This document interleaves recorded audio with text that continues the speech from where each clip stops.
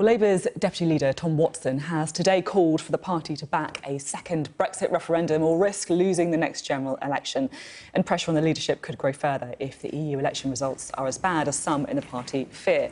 Well, joining us now is the Shadow Chancellor, John McDonnell. Thank you very much for being with us this morning. I take it that you've read Tom Watson's piece today. He's calling for Labour to move unequivocally to back a second referendum. Is it time to do so? I understand where Tom's coming from, and I think he's expressing the sort of frustration he feels and many of our members feel. But I understand that completely. We've had to take a hard road over the last period because yes, we're a strong Remain party. A majority of our members are Remain, and a lot of our supporters as well. But we couldn't ignore the fact that 52% of the population voted, of those electorate voted Leave. We can't turn our back on those people, and that's why we've tread a really difficult road of trying to bring people together, trying to get a negotiated settlement that will protect the economy and jobs with the Conservative government.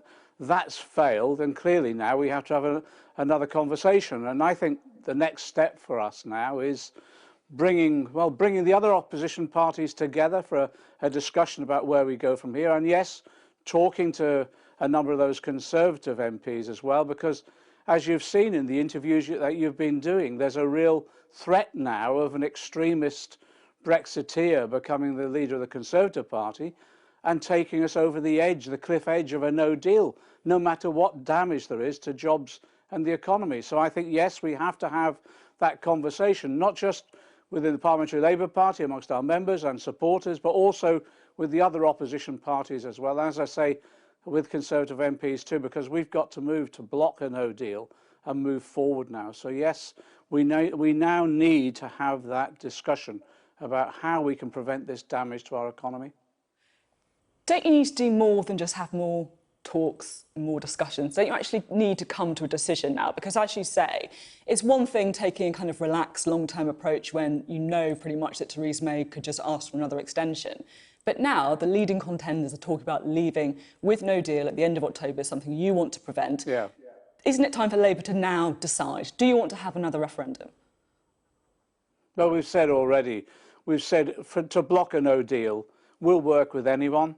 We'll work across parties. Doing that now, don't you? We are. That's what we will do. We will bring people together now. We want to see the other opposition parties. We want to make sure we have that conversation within our own party and with some of those Conservative MPs who've said, like us, they will not vote for a no-deal Brexit.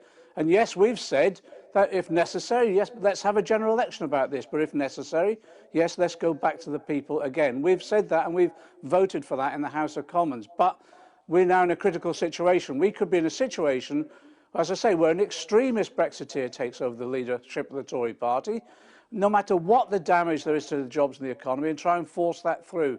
So I think the world changed on Friday when Theresa May stood down. We're facing a very, very precarious and dangerous situation for the future of our country.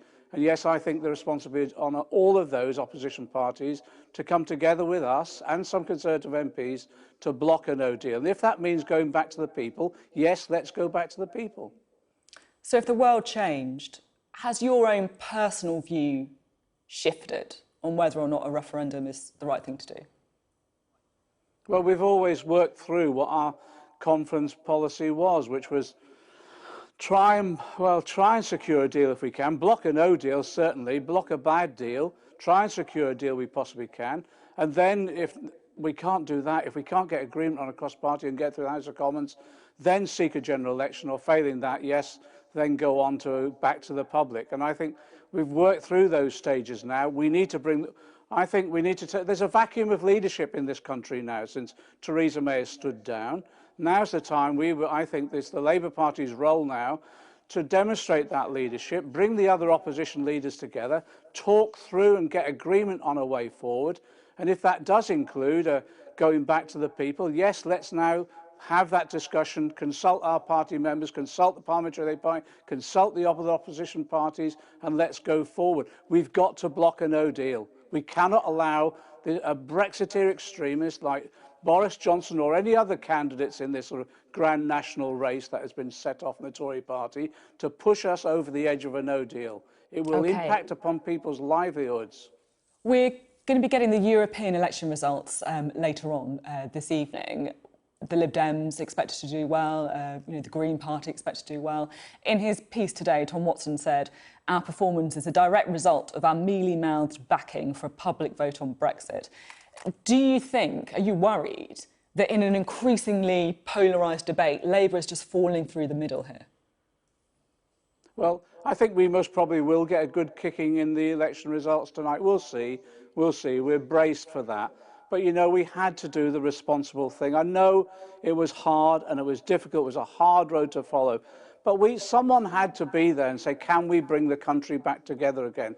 And it would have been easy to go to one side, to the Remain side, and ignored all those people who voted leave. That's not the nature of our party. We're the party that is trying to bring people back together again. That's been difficult electorally for us in these elections. Of course it has. But now we've got to move on. The reality is, as I said, on Friday when Theresa May stood down, there was a dramatic change in the nature of our politics. And we're now faced with, well, Tory party candidates who literally, to just get the job of Tory party leader, are appealing to their members, as you've seen in the polls, a majority of whom are pressing for a no deal, no matter what the consequences for people's jobs, their livelihoods, and the future of our economy and our country. We can't allow that to happen. We've got to move forward now, bring people together and block a no deal. And if that means going back to the people, so be it. And then just finally, everyone, of course, was watching when Theresa May stood on the steps of Downing Street and announced her resignation, a very emotional speech. Did you feel sorry for her? Yeah, I said the other day in an interview, you would have had to have a heart of stone not to feel for her. I know others have commented and said, I also feel for all the victims of her policies, and I do too. But yes, of course I did. And look, I wish her well for the future, and she's done her best, but it hasn't been good enough. We've got to move on now, and part of that moving on isn't just about Brexit. It's addressing all that human suffering that's been inflicted by, yes, Theresa May's administration and the 9 years of austerity that she's supported. We had the UN rapporteur reporting over this last month about our children in hunger, fifth biggest economy in the world, and our children, some of whom are living in hunger. Homelessness on a scale, 5,000 people sleeping on our streets tonight.